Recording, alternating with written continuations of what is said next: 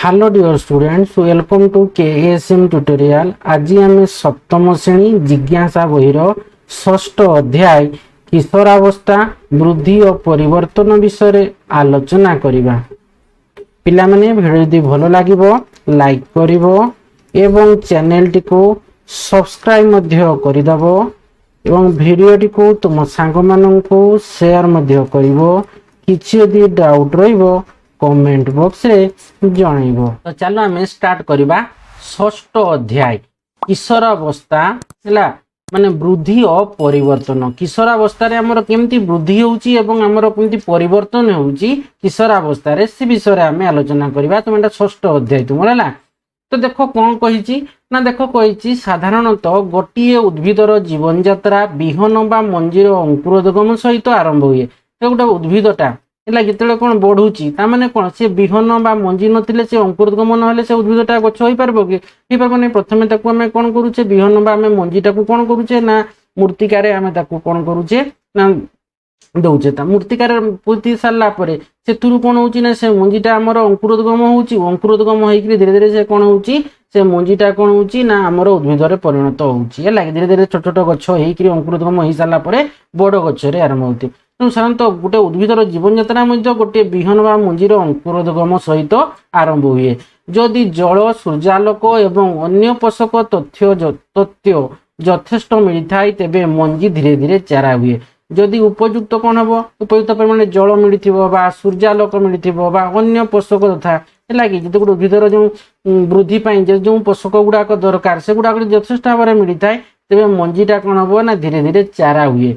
पर यही चारा एक तरुण उद्भिदरे माने परिणत हुए। से चाराटा कौन हम धीरे धीरे गोटे छोट उद्भिदरे तो नुआ नुआ कर जो उद्भिदटा होती से परिणत हुए। तो उद्भिद बढ़िया सहित से किसी दृश्यमान परिवर्तन घटे जेमिति तार उच्चता बढ़े एवं अधिक पत्र आसे तापरे फूल हुए तापरे फल हुए। तो फल मध्य थिबा विहन रु पुणी आम नूतन उद्भिद जन्म जो फल मध्य जो विहन अच्छी से मंजी अच्छी से मंजी पुणी आमर कौन करुचे नूतन उद्भिद जन्म नौ। तो यही भाव उद्भिदर कौन ना गोटे जीवन चक्र चली थाए। तापर देखो अच्छी कौन ना एक मंजी अंकुरित हेबा परे तुरंत नूतन मंजी उत्पादन करिपारे नहीं। जो गोटे मंजीटा कौन होउची ना अंकुरित होउची तो तुरंत संगे संगे कौन ना नूतन मंजी से उत्पादन करिपारे नहीं।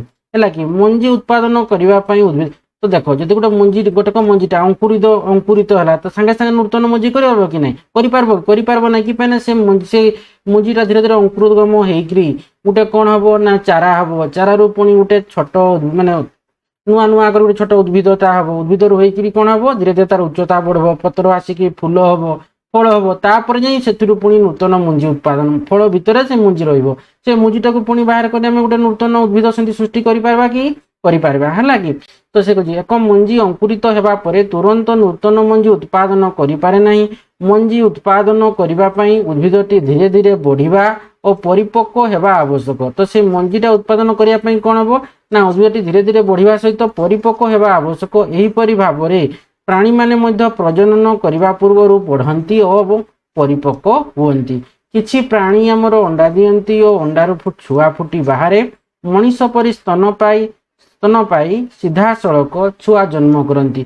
मनीष जमी सीधा सड़क छुआ जन्म करती से स्तन पाई प्राणी मध्य सीधा सड़क अंडा न दे से कौन करे छुआ जन्म करती। उभय प्रकार जन्मी छुआ माने समय सहित बढ़ी था और परिपक्व हुअन्ति।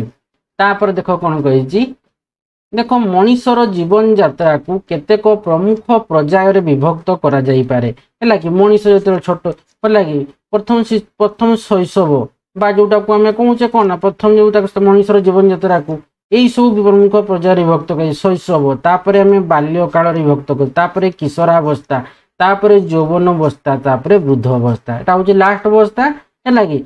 तो देख प्रथम पर छोट छोट छुआ थी है कि नुआ नुआ जन्म हो शैशव अवस्था कह तापर पुणी बाल्यकाल आसो सी कौन हम दौड़ चली बुलबो से दौड़ किशोरावस्था है कि जोटा को आम कहे कौन ना टीनेजर बयसटा को आम कहे किशोरावस्था यौवन अवस्था है कि तापर आमर आसो वृद्ध अवस्था। तापर देख कही प्रत्येक व्यक्ति यही पर्याय गुड़ी को निज जीवन काल में अनुभव करती जदिओ यार अवधि प्रति व्यक्ति भिन्न हो पारे। শৈশবରୁ যৌବନ ଅବସ୍ଥା ପର୍ଯ୍ୟନ୍ତ ଆମ ଶରୀରରେ ଧୀରେ ଧୀରେ ବହୁ ପରିବର୍ତ୍ତନ ଘଟେ। ପ୍ରଥମ 10ରୁ 12 ବର୍ଷ ପର୍ଯ୍ୟନ୍ତ ଅଧିକାଂଶ ପରିବର୍ତ୍ତନ ଉଚ୍ଚତା ଏବଂ ଓଜନ ସହିତ ଜଡ଼ିତ ଥାଏ। ଏହାପରେ ଶରୀରରେ ଅନ୍ୟ ଦୃଶ୍ୟମାନ ପରିବର୍ତ୍ତନ ଆସିଥାଏ, ଯାହା କିଶୋର ଅବସ୍ଥା ଆରମ୍ଭର ସୂଚନା ଦିଏ। ହେଲା କି? ତ ଦେଖ ଆମର କଣ ହଉଛି ନା ଶୈଶବରୁ ଯୌବନ ଅବସ୍ଥା ପର୍ଯ୍ୟନ୍ତ ଆମ ଶରୀରରେ କଣ ହଉଛି ନା ଧୀରେ ଧୀରେ ବହୁ ପରିବର୍ତ୍ତନ ଘଟିଥାଏ।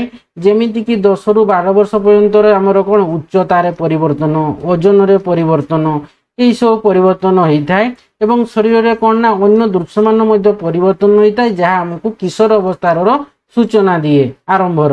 କିଶୋର ଅବସ୍ଥା ହେଉଛି ଦ୍ରୁତ ବୃଦ୍ଧି। କିଶୋର ଅବସ୍ଥାଟା କଣ ବହୁତ ଦ୍ରୁତ ଗତିରେ ବୃଦ୍ଧି ପାଇଥାଏ। ଦ୍ରୁତ ବୃଦ୍ଧି ବିକାଶର ଏକ ଅଭିନବ ପର୍ଯ୍ୟାୟ, ଯାହା ସାଧାରଣତଃ 10ରୁ 19 ବର୍ଷ ବୟସ ମଧ୍ୟରେ ହୋଇ ଦେଖାଯାଏ। କିଶୋରାବସ୍ଥା ମାନବ ଶରୀରକୁ ଯୌବନ ଅବସ୍ଥା ପାଇଁ ଏଇ କିଶୋର ଅବସ୍ଥାଟା କଣ କରେ ନା ମାନବ ଶରୀରକୁ ଯୌବନ ଅବସ୍ଥା ପାଇଁ ସେ ପ୍ରସ୍ତୁତ କରିଥାଏ। କିଶୋରାବସ୍ଥା ମାନବ ଶରୀରକୁ, ହେଲା କି? ତ ଦେଖ ଏକକୋଷୀ ଆଦି କେତେକ ପ୍ରାଣୀ ଜନ୍ମ ପରେ ତୁରନ୍ତ ପ୍ରଜନନ କରିପାରନ୍ତି। ଦେଖ ଏକକୋଷୀ ପରି କେତେକ ହେଉଛନ୍ତି ପ୍ରାଣୀ ଅଛନ୍ତି, ସେମାନେ ଜନ୍ମ ପରେ ପରେ ତୁରନ୍ତ କଣ କରିପାରିବେ ପ୍ରଜନନ କରିପାରନ୍ତି, କିନ୍ତୁ ମନୁଷ୍ୟ ସେମାନଙ୍କ ପରି ତୁରନ୍ତ ପ୍ରଜନନ କରେ ନାହିଁ। ପ୍ରଜନନ କ୍ଷମତା ଅର୍ଜନ କରିବା ପାଇଁ ମନୁଷ୍ୟ ଶରୀର ବୃଦ୍ଧି ଓ ପରିପକ୍ୱତା ଆବଶ୍ୟକ।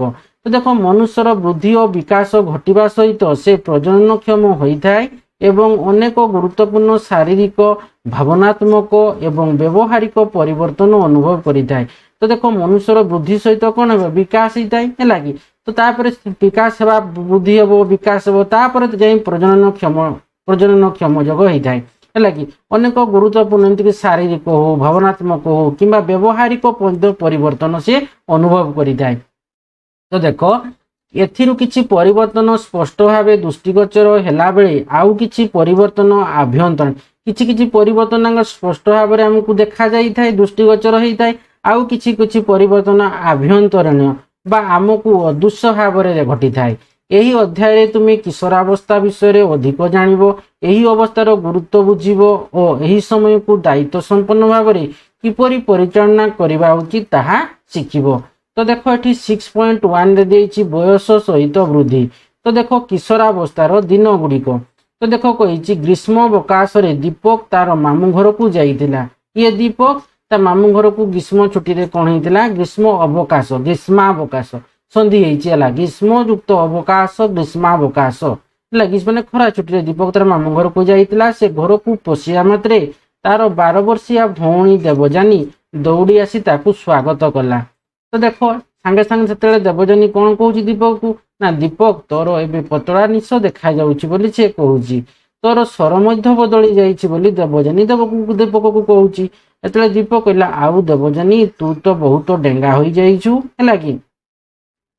ତ ଦେଖ କହିଛି ଆସ ଦୀପକ ଓ ଦେବଯାନୀ ମଧ୍ୟରେ ହୋଇଥିବା ଏହି ରୋଚକ କଥାବାର୍ତ୍ତାକୁ ବୁଝିବାକୁ ଚେଷ୍ଟା କରିବା। ତ କାର୍ଯ୍ୟ 6.1 ରେ ଅଛି ଆସ ଆଲୋଚନା କରିବା। ତ ଗୋଟିଏ ଜାର ଏବଂ କିଛି ଛୋଟ କାଗଜ ନିଅ କହିଛି। ତାପରେ ଦେଖ କହିଛି 5ମରୁ 8ମ ଶ୍ରେଣୀ ପର୍ଯ୍ୟନ୍ତ ଛାତ୍ରଛାତ୍ରୀ ମାନଙ୍କ ମଧ୍ୟରେ ଦେଖିପାରୁଥିବା ପରିବର୍ତ୍ତନ ଗୁଡ଼ିକୁ ସେଥିରେ ଲେଖ। ଏହି ପରିବର୍ତ୍ତନ ସେମାନଙ୍କର ଉଚ୍ଚତା, କେତେ ବଡ଼, ବ୍ୟବହାର କିମ୍ବା ଅନ୍ୟ କୌଣସି ଓଜନ ବି ନେଇପାର, ହେଲା କି? ସହିତ ସମ୍ପୃକ୍ତ ହୋଇପାରେ। ଦୟାକରି କୌଣସି କାଗଜରେ ତୁମ ନାମ ଲେଖିବ ନାହିଁ। ତାପରେ ଦେଖ କହିଛି କାଗଜ ଗୁଡ଼ିକୁ ମଡି ଜାରରେ ରଖ। ତାପରେ କହିଛି ଦେଖ କାଗଜ ଗୁଡ଼ିକୁ ମିଶିଯିବା ପାଇଁ ଜାରକୁ ଭଲ ଭାବରେ ହଲେଇ ଦିଅ। ଗୋଟିଏ ଗୋଟିଏ ଛୋଟ କାଗଜ କାଢି ଖୋଲି ଦେଖ। କାଗଜରେ ଥିବା ସୂଚନା ଅନୁଯାୟୀ ପରିବର୍ତ୍ତନ ଗୁଡ଼ିକ ବିଷୟରେ ଆଲୋଚନା କର। କାଗଜ ଗୁଡ଼ିକରେ ଲେଖାଯାଇଥିବା ପରିବର୍ତ୍ତନ ମାନଙ୍କ ମଧ୍ୟରୁ ସବୁଠାରୁ ସାଧାରଣ ଭାବେ ଦେଖାଯାଉଥିବା ପରିବର୍ତ୍ତନ ଗୁଡ଼ିକ କଣ ଥିଲା? ତ ଦେଖ ଫାଷ୍ଟ କହିଛି ଦେଖ ସାରଣୀ ଆମର 6.1 ରେ କହିଛି ବୃଦ୍ଧି ସମୟରେ ଅତି ସାଧାରଣ ପରିବର୍ତ୍ତନ କ୍ରମିକ ସଂଖ୍ୟା 1 2 3 ଦିଆଯାଇଛି। ପରିବର୍ତ୍ତନ ଉଚ୍ଚତା, ଓଜନ, ଶକ୍ତି, ଚେହେରା। ତ ତୁମର ପର୍ଯ୍ୟବେକ୍ଷଣ ଦେଖ ଉଚ୍ଚତା ସେ ସମୟରେ କଣ ହବ ନା ସେଠୁ ନା ଏହି ସମୟରେ କଣ ହବ ଉଚ୍ଚତାଟା ନା ଲେଖିଦବ। ଏହି ସମୟରେ ତୁମର କଣ ପର୍ଯ୍ୟବେକ୍ଷଣ କଲ ନା ଏହି ସମୟରେ, ହେଲା କି? ଉଚ୍ଚତାଟା କଣ ହବ ଉଚ୍ଚତାଟା ଦ୍ରୁତ ଗତିରେ ବୃଦ୍ଧି ପାଏ, ଦ୍ରୁତ ଗତିରେ ବୃଦ୍ଧି ପାଏ ବୁଝିହେଲା? ତ ଏଇଟା ଯୋଉ ଆମେ ଲେଖିଲ ତୁମେ ଏଇଠି କଣ ନା ଆମର ଜାର ନିଅ ବା ଛୋଟ କାଗଜ ନିଅ। ତ ଏଇଟା ହଉଛି କଣ କିଶୋରାବସ୍ଥାର ଦିନ ଗୁଡାକ। ତ କିଶୋରାବସ୍ଥାରେ କଣ ହଉଛି ନା ଉଚ୍ଚତାଟା କଣ ହଉଛି ना द्रुत गति रे वृद्धि पाए। ठीक से हीपरि ओजन शक्ति तो एठी हेबो कोन ना किशोर अवस्था रे ओजन शक्तिटा कोणे ना मांसपेशी रे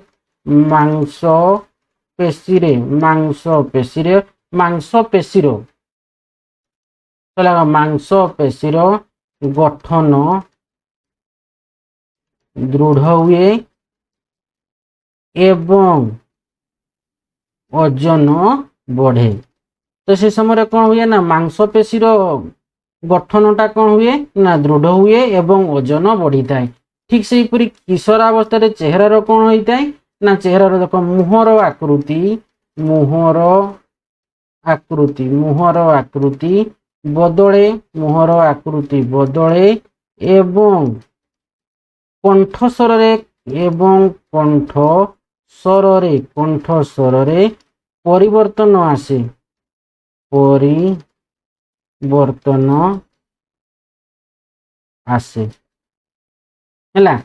तेणु चेहरार मुहर आकृति बदले एवं कंठस्वर रे मध्य परिवर्तन आसी थाए। तो तुम्हें मध्य यही परिवर्तन गुड़िक अनुभव करुछ कि जदि हाँ तेबे यार कारण तुम्हें मध्य धीरे धीरे यही पर्याय रे पहुंच परिछ। तुम्हें यदि परिवर्तन गुड़िक अनुभव करुथिबो बा करुछ जदि करुछ तेबे हाँ तेबे कारण कौन ना कारण यही सब गुड़ाक देखा जीवो। उच्चतार द्रुत गति रे वृद्धि हेबो, ओजन शक्ति मांसपेशीर गठन दृढ़ हेबो एवं ओजन बढ़ी थाए, चेहरार मुहर आकृति बदली थाए एवं कंठस्वर रे मध्य परिवर्तन आसी थाए। तो यही परिवर्तन गुड़िक किशोरावस्था मोर सूचना देता है, तुम किशोरावस्थार समय आसता है। तो पाखापाखि केते ना देखबो तुमर 10 रु 19 वर्ष है कि 19 वर्ष भितर ए सब परिवर्तन गुड़ाक तुमर होता है। ए समय कौन हम ना शारीरिक और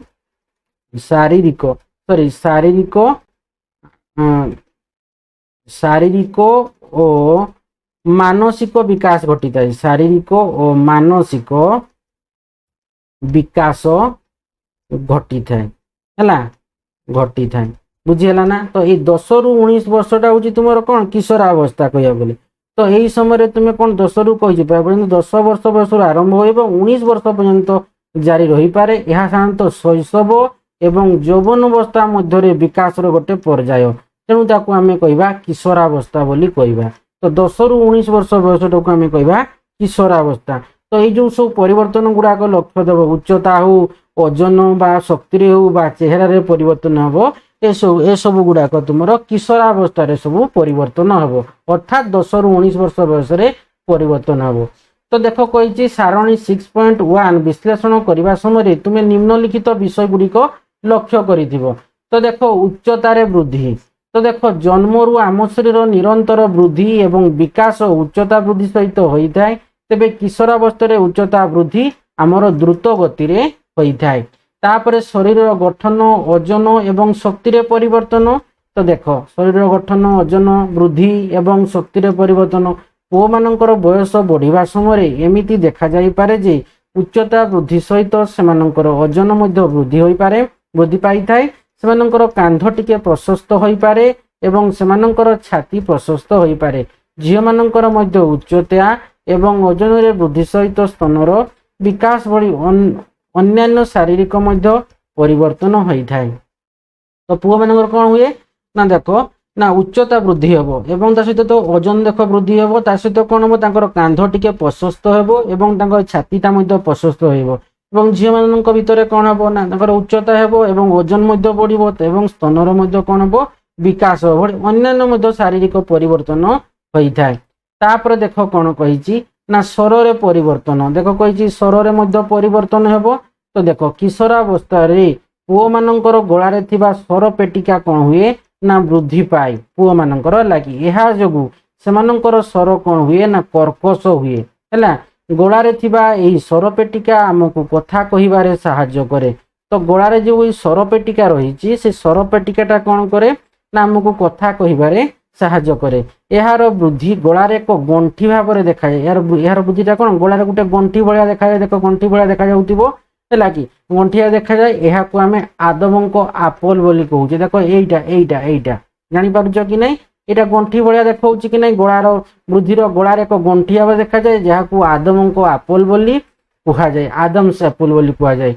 तेबे यह समस्त स्पष्ट भाव देखा देखिब एटा पूरा बेक पाखे एमती बाहरिकी रही है कि जमती गोटे कीटा रही जाइए गोड़े है कि कथा कला देखो से ऊपर तल हो तो सहीटा आदम्स आपोल बोली कहवा तो से वृद्धि गोड़ा गोटे गंठी भाव देखा जाए जहाँ आदम्स आपोल बोली कही था या समस्त स्पष्ट भाव देखा जाए ना किसी लोकों पाखे से स्पष्ट भाव पूरा एमती बाहरिकी रही एमती पूरा बड़ हो बाहरिकी रही देखा है कि एमती बाहरिकी रही है कथा कहला बेले से देखो से ऊपर तल हो तो सी आमको कौन करे आमको कथा कहबारे से साहाय्य करे तो किशोरी झील मानकर स्वर पेटिकार वृद्धि हुए किंतु पुओ मानक परि बड़ न हेबारु सेमानक स्वर केवल सामान्य परिवर्तन हुए तो पुओ मानकर कौन होता है ना से स्वर पेटिकाटा कौन वृद्धि होता है फल कर्कश शब्दटा कौन कर्कश होता है तो से गलार स्वर पेटिका कौन हुए ना आमको साहाय्य करें कथा कहबारे आ गोटे गंठी भाया माने कौन बुद्धि गलार एक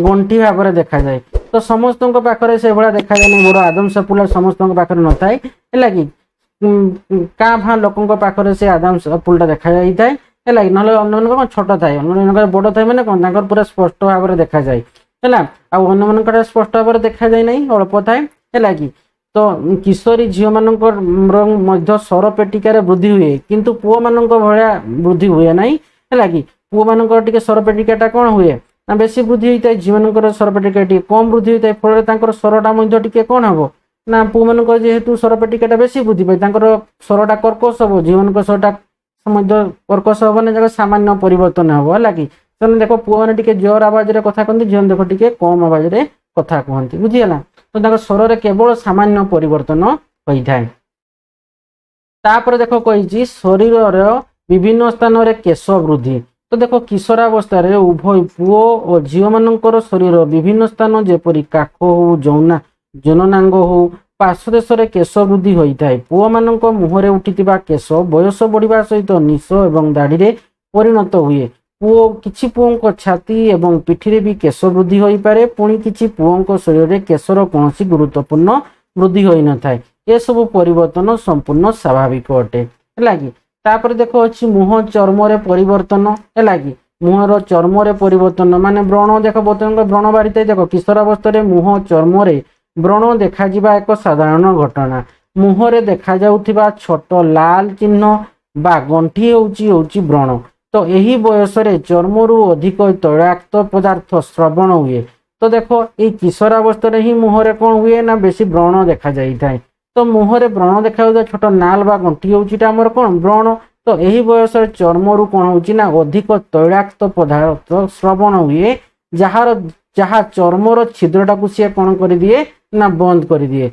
छिद्र जो बंद हो सी कौन हम सी आ बाहरी पार्बनी से तैलाक्त पदार्थ गुड़ाक तापर सी कौन हम ना सी चर्म रे कौन हम ना छोट लाल चिन्ह बा गंठी भाया हो तो सहीटा को हम कौन व्रण सृष्टिर कारण तो तैलाक्त पदार्थ जो बाहरी न पार सी कौन हम से व्रण हो सी रही माने से व्रण हो माने आमर व्रण सृष्टि सृष्टि है कि तमें तैलाक्त पदार्थ बाहर सीना सी व्रणटा हम ना तैलाक्त पदार्थ कौन श्रवण जहाँ चर्मर छिद्रटा को बंद कर दिए तैलाक्त श्रवणटा है कि फल एवं संक्रमण हो व्रणरा से सृष्टि हुए व्रणटा सृष्टि से होता है तो कारण हुए तो वास्तव में केते गुड़िए चर्म रोगर व्रण एकमात्र लक्षण एक लक्षण मात्र वास्तव में केते गुड़िए चर्म रोगर व्रण एक लक्षण मात्र है कि तेणु व्रणटा कौन किशोर अवस्था बाहरी थाए है कि मुहर छोट नाल बा गंठी हूँ व्रण तो यही बयस चर्मरु अधिक तैलाक्त पदार्थ श्रवण हुए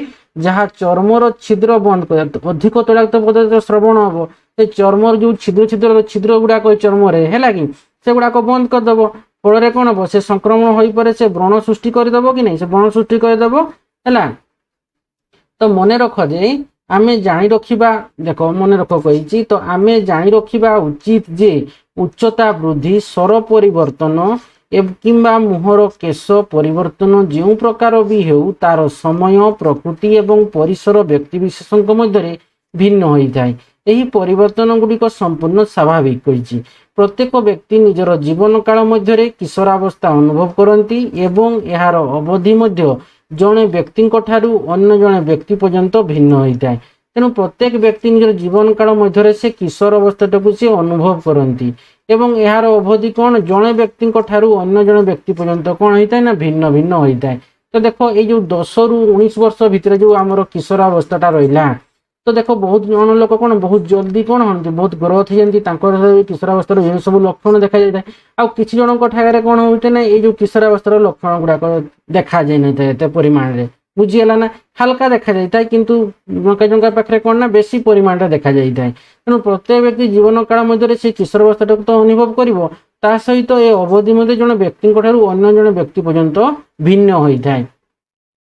ତାପରେ ଦେଖ କହିଛି ଏବେ ଆମେ କିଶୋରାବସ୍ଥାରେ ଘଟୁଥିବା କିଛି ପରିବର୍ତ୍ତନ ବିଷୟରେ ଜାଣିଲେ, ବିଶେଷ କରି ଯେଉଁଗୁଡ଼ିକ ସହଜରେ ଲକ୍ଷ୍ୟ କରାଯାଇପାରିବ ସେପରି କେତେକ ପରିବର୍ତ୍ତନ ହେଉଛି ଧର ସ୍ୱରର ପରିବର୍ତ୍ତନ, ପୁଅମାନଙ୍କ ମୁହଁ ଏବଂ ଛାତିରେ କେଶ ବୃଦ୍ଧି। ତ ଦେଖ ବିଶେଷ କରି ଯେଉଁଠି ସହଜରେ ତୁମେ ଦେଖିବ କେଶ ସ୍ୱରରେ ପରିବର୍ତ୍ତନ ହେଇଯିବ, ହେଲା କି କଥାଟା କ'ଣ ହବ ଟିକେ ମୋଟା ଆସିବ, ତୁମର ଯୋଉ ଶବ୍ଦଟା କ'ଣ ହବ, ତୁମ ସାଉଣ୍ଡଟା ଟିକେ କ'ଣ ହବ ବେଶୀ ଜୋରରେ ହବ। ପୁଅମାନଙ୍କର ମୁହଁଟା କ'ଣ ହବ, ମୁହଁରେ ବି ଟିକେ ବଡ଼ ଦେଖାଯିବ, ଛାତିରେ କେଶ ବୃଦ୍ଧି ହବ ଏବଂ ଝିଅମାନଙ୍କ ସ୍ତନ ବିକାଶ ଇତ୍ୟାଦି, ହେଲା ଯେମିତି ସ୍ତନର ବିକାଶ ହବ।